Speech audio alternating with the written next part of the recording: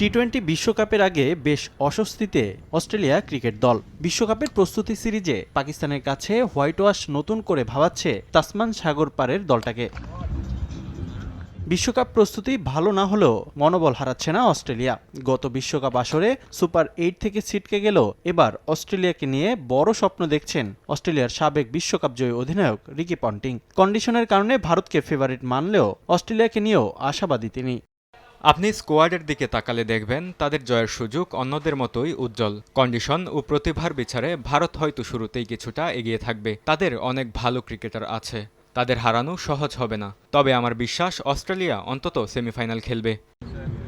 বিশ্বকাপ স্কোয়াডে অজিদের শক্তিমত্তা বাড়িয়েছেন গ্লেন ম্যাক্সওয়েল, মার্কাস স্টয়নিস এবং ক্যামেরন গ্রিন। সঙ্গে তরুণ অলরাউন্ডার কুপার কনলিকে নিয়ে বাড়তি প্রত্যাশা পন্টিংয়ের। তবে শিরোপা জিততে সবার সেরাটা চান সাবেক এই অধিনায়ক। অস্ট্রেলিয়ার বড় শক্তি হলো তাদের ফ্লেক্সিবিলিটি। অনেক অলরাউন্ডার থাকায় তারা বিভিন্ন কন্ডিশনে মানিয়ে নিতে পারে। তবে আইসিসি ইভেন্টে ম্যাচ জেতা অনেক কঠিন, কারণ এখানে বিশ্বের সেরা দলগুলোর বিপক্ষে লড়তে হয়। শিরোপা জিততে হলে বড় তারকাদের সঠিক সময়ে সেরাটা দিতে হবে, যা গত আসরে আমরা করতে পারিনি।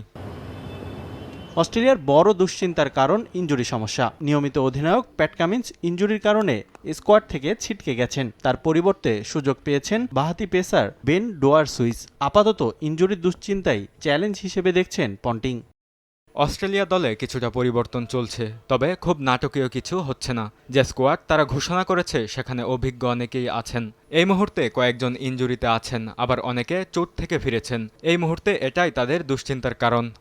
বিশ্বকাপ শুরুর আগে নেদারল্যান্ডসের বিপক্ষে একটি ওয়ার্ম আপ ম্যাচ খেলবে অস্ট্রেলিয়া। এরপর আয়ারল্যান্ডের বিপক্ষে ম্যাচ দিয়ে বিশ্বকাপ মিশন শুরু করবে অজিরা। রিফাতুল ইসলাম মিরন, সময় সংবাদ।